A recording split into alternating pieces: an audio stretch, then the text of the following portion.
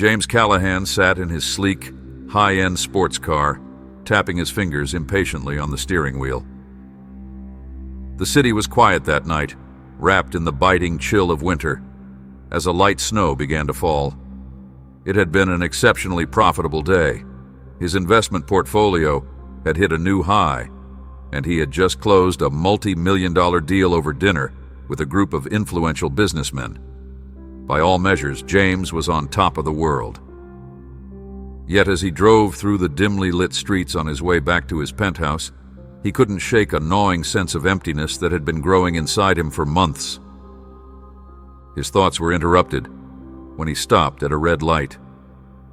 Out of the corner of his eye, he saw her, a woman sitting on the cold pavement, her knees drawn up to her chest, shivering uncontrollably. She looked out of place, not because of her obvious poverty, but because there was something about her that didn't quite fit with the usual image of homelessness. Her clothes were torn and filthy, yes, but there was a peculiar dignity in the way she sat, as if she were fighting desperately to maintain the last shreds of her humanity. James tried to ignore her. He told himself that she was just another unfortunate soul, a consequence of a society that couldn't carry everyone along. Yet, there was something about her that made it impossible for him to look away. Her eyes, half hidden beneath a tangled mess of hair, seemed to pierce right through him when she glanced in his direction. There was no pleading, no desperation in her gaze, only a resigned acceptance, as if she had come to terms with the harsh reality of her life. As the traffic light turned green, James hesitated. He felt an inexplicable urge to help, something he hadn't felt in years. He was not the kind of man to stop for strangers, let alone offer assistance to a homeless person. Charity was something he wrote checks for, not something he engaged with personally. Yet, before he knew it, he was pulling his car over to the side of the road. He grabbed his coat, bracing himself against the cold, and approached her cautiously. "Do you need help?" he asked, his voice sounding foreign to his own ears. She looked up at him, her eyes widening in surprise, as if she couldn't quite believe he was talking to her. For a moment she said nothing, and James wondered if she was even capable of speech. Finally she nodded. I haven't eaten today," she whispered, her voice hoarse and trembling from the cold. James felt a pang of guilt and unease. He hadn't gone a single day in his life without knowing where his next meal would come from. He had grown up poor, but even then his mother had always made sure he was fed. He offered his hand to help her up, and she took it, her fingers icy against his warm skin. "There's a diner around the corner," he said. "Let's get you something to eat." As they walked, James struggled to understand what had compelled him to reach out to her. He had passed countless homeless people on these streets before, never once giving them a second thought. But this woman, there was something different about her, something that reminded him of a time he had tried so hard to forget. The warmth of the diner enveloped them as they stepped inside. Evelyn hesitated for a moment, as if she didn't quite believe she belonged there, but James gently guided her to a booth and ordered a hot meal. As she devoured the food with a hunger that broke his heart, James watched her intently, trying to piece together her story.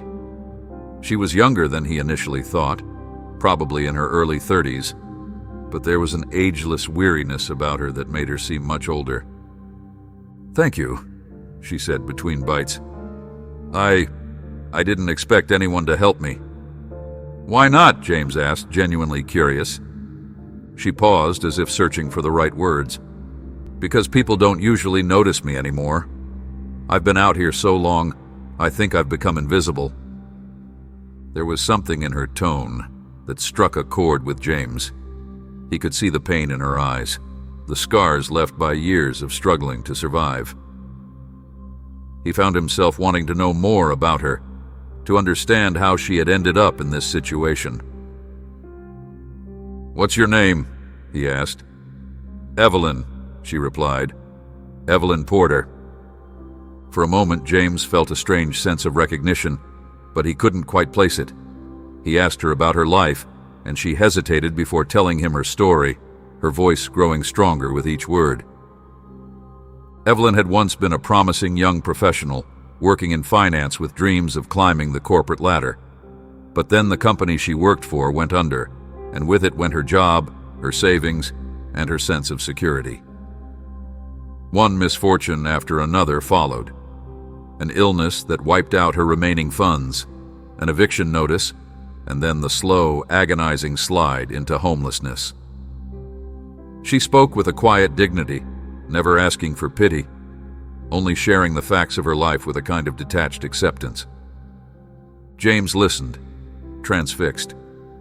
He recognized the hunger in her voice, the drive that had once fueled his own rise to success. But unlike him, she hadn't had the safety net to catch her when she fell.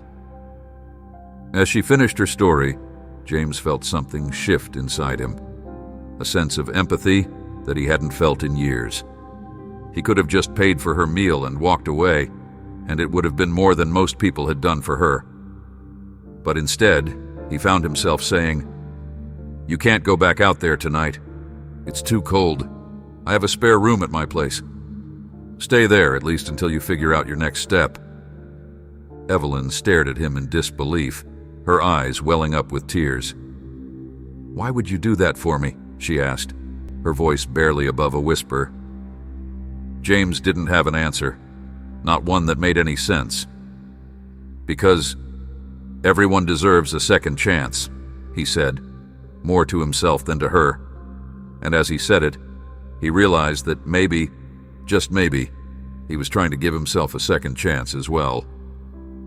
They drove back to his penthouse in silence, the warmth of the car a stark contrast to the harsh cold of the streets outside. James glanced at Evelyn from time to time, wondering if he was making a mistake, if he was letting his emotions get the better of him. But every time he looked at her, he saw that flicker of strength, that spark that refused to be extinguished.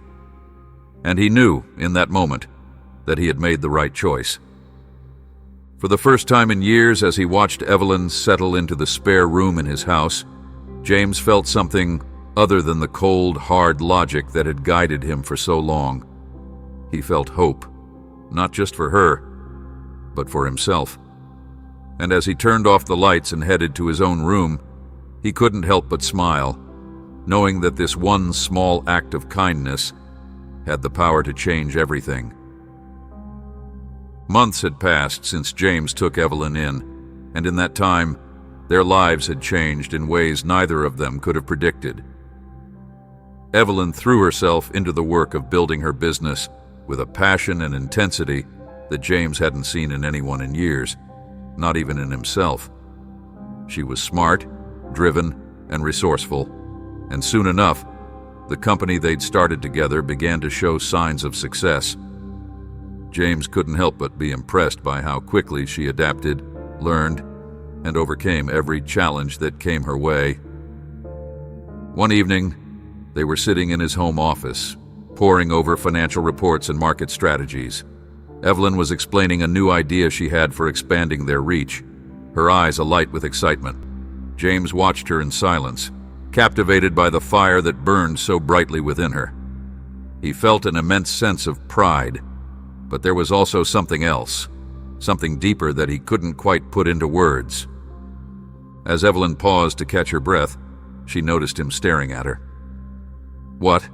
she asked, smiling. "Nothing," James replied, shaking his head. "You're just remarkable." She blushed, looking away. "I'm just trying to make the most of this opportunity," she said softly. "I'm still amazed that you believed in me when no one else would." "You remind me of someone," James said, his voice tinged with nostalgia. "Someone who never gave up, no matter how hard things got." Evelyn was about to ask him who, but something caught her eye. She glanced over to James's desk and saw an old, faded photograph in a simple wooden frame. It was tucked away in the corner, almost as if he had placed it there to be forgotten, but the image was too striking to ignore. It showed a young boy, no older than 8 or 9, standing next to a woman with dark hair and kind eyes. The boy was smiling, but his clothes were worn, and there was a look of determination in his eyes that seemed far too intense for someone so young. Evelyn reached out to pick up the photo, curiosity getting the better of her.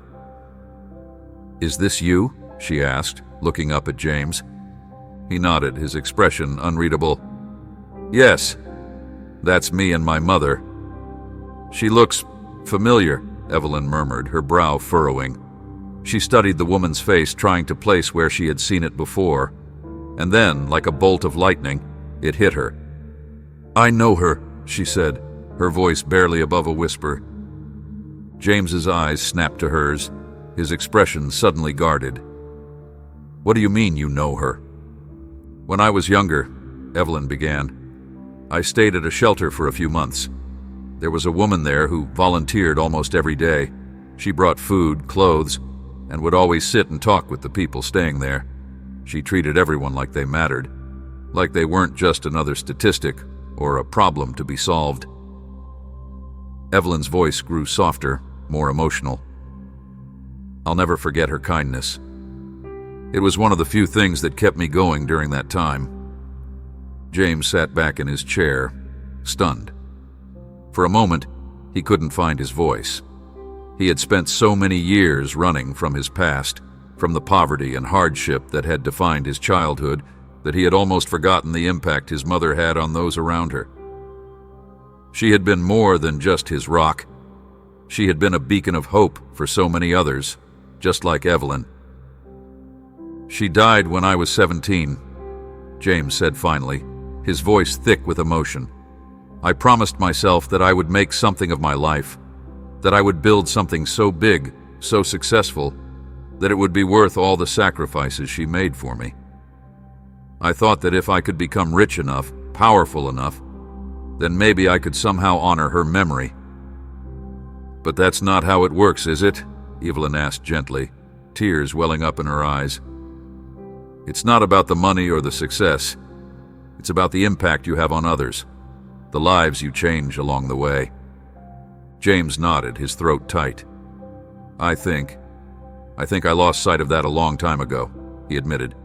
"I was so focused on building my empire, on proving to everyone that I was worth something, that I forgot what really mattered." He looked at Evelyn, and for the first time, he felt completely exposed, like a part of himself he had kept hidden for so long was finally coming to light. "You reminded me of her," he said, his voice barely a whisper. "The way you fought to survive, the way you refused to give up.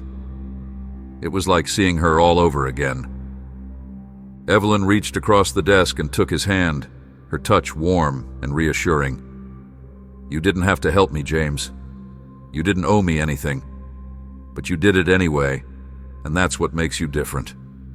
He swallowed hard, struggling to keep his emotions in check. "I wasn't always this person," he confessed. "There was a time when I was kind, when I cared about more than just money. But somewhere along the way, I got lost.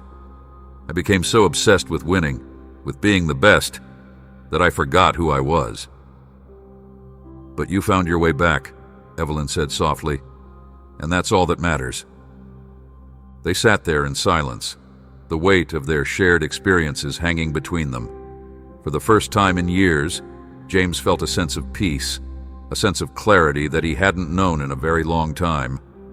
He realized now that helping Evelyn wasn't just about giving her a second chance, it was about giving himself one too.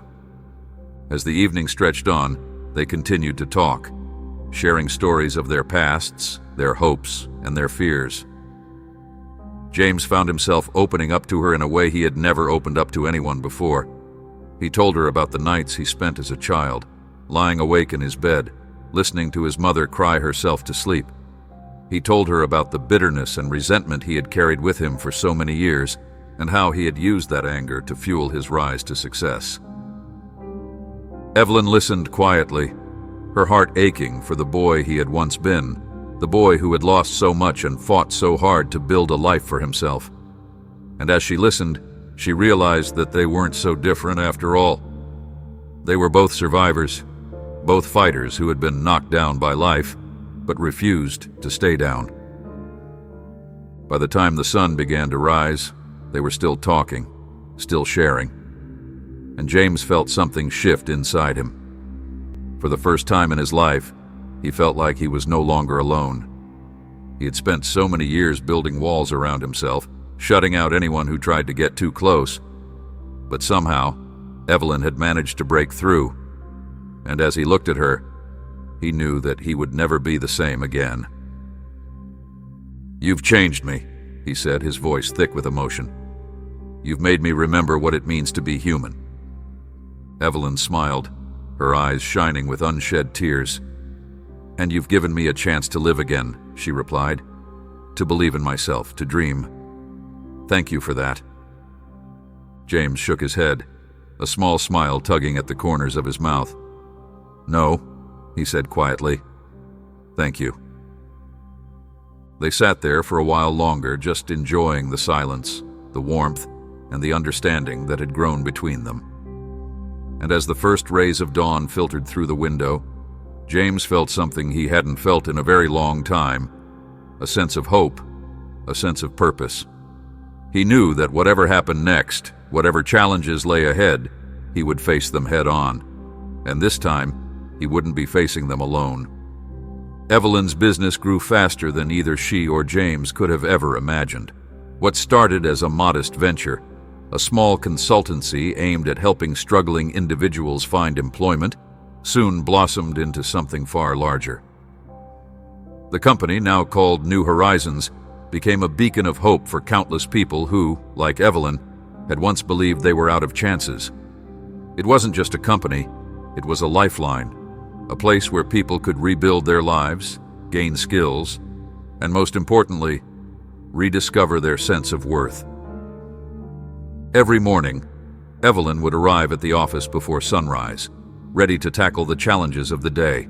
She had thrown herself into this work with a fervor that left everyone around her in awe.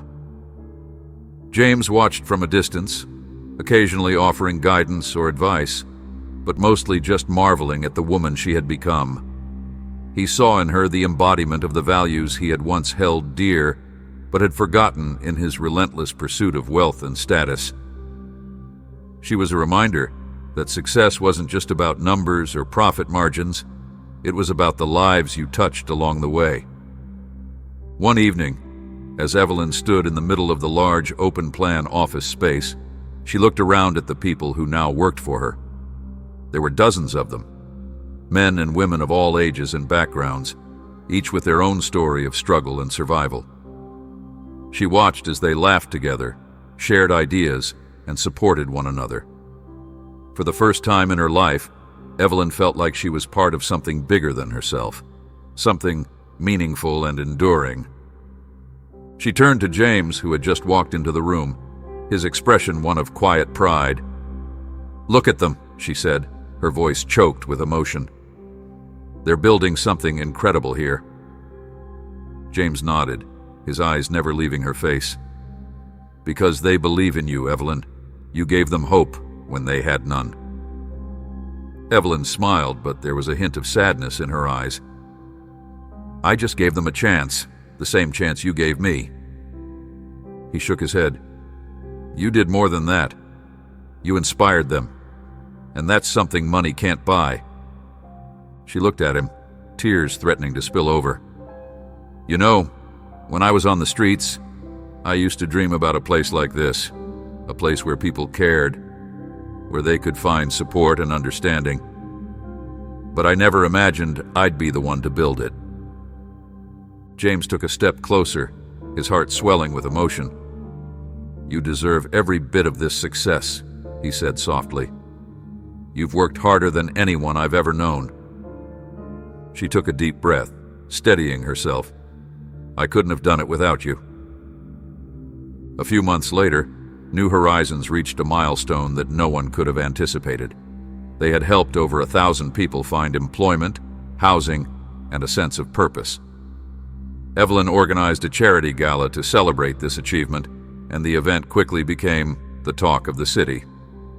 Invitations went out to everyone who had been touched by New Horizons, as well as to potential investors, supporters, and even some of the most influential business leaders in the country. The night of the gala, the grand ballroom was filled with people, all eager to hear Evelyn speak. James stood at the back of the room, watching as she took the stage. She looked radiant in a simple, elegant dress, her hair pulled back in a way that highlighted her features. As she stepped up to the microphone, the room fell silent, and for a moment, she stood there, looking out at the sea of faces, her heart pounding in her chest. "I want to start by thanking all of you," Evelyn began, her voice steady despite the nerves fluttering in her stomach. "When I started this journey, I never imagined that I would be standing here today in front of so many incredible people. I thought my life was over. I thought I was invisible, that I had no future. But then, one person saw me. One person believed in me when I didn't believe in myself." She glanced over at James, her eyes locking with his. "That person gave me a chance, and because of him, I was able to build this company. A company that isn't just about profits or numbers, but about people. About giving second chances to those who need them most." There was a ripple of applause, but Evelyn wasn't finished. "We've helped over 1,000 people this year, and we plan to help thousands more in the years to come. But this isn't just my achievement. It's yours. Every single one of you has played a part in this journey. And together, we can change even more lives." The applause grew louder, and for a moment Evelyn had to pause, overcome with emotion. When it finally quieted down, she took a deep breath and said, "I want to introduce someone very special to me, someone who made all of this possible." She gestured for James to join her on the stage, and as he walked up, there was a murmur of excitement in the crowd. James stood beside her, feeling more vulnerable than he had in years, but also more alive. Evelyn took his hand, squeezing it gently before turning back to the audience. "This is James Callahan," she said. "He's the man who saw me when no one else did, the man who believed in me, even when I didn't believe in myself." James took the microphone, feeling the weight of everyone's eyes on him. For a moment, he didn't know what to say. Then, he took a deep breath and spoke from his heart. "All my life I chased success," he began. "I thought that if I could build a fortune, if I could achieve more than anyone else, then I would finally be happy. But the truth is, I was empty. I was so focused on winning that I forgot what really mattered." He looked at Evelyn, his eyes shining with unshed tears. "Then I met Evelyn, and she reminded me of something I'd lost a long time ago, my humanity. She showed me that real success isn't measured by how much money you make or how many deals you close. It's measured by the lives you touch, the people you help, and the difference you make in the world." There wasn't a dry eye in the room as James finished speaking. He handed the microphone back to Evelyn, who took a step forward, her voice trembling with emotion. "This company was built on second chances," she said. "On the belief that everyone deserves a chance to rebuild their life, no matter how far they've fallen. And tonight, I want to dedicate this moment to all the people out there who feel like they've been forgotten, who feel like they don't matter. You do matter, and we're here to prove it." The applause that followed was deafening, and as Evelyn and James stood together on that stage, they felt something shift in the air. It was a moment of pure, unadulterated hope, a moment that would ripple out into the world and change countless lives. After the gala ended, Evelyn and James stood on the balcony overlooking the city. The night was clear, and the stars shone brightly above them. Evelyn leaned against the railing, taking in the view, her heart full to bursting. "We did it," she whispered, almost as if she couldn't quite believe it. James nodded, wrapping his arm around her shoulders. "Yes, we did." She turned to him, her eyes shining with gratitude. "Thank you," she said, her voice choked with emotion. "For everything." He smiled, brushing a strand of hair from her face. "You don't have to thank me, Evelyn. You did this. You made this dream a reality." She shook her head. "I couldn't have done it without you." They stood there in silence, the weight of everything they had achieved settling around them.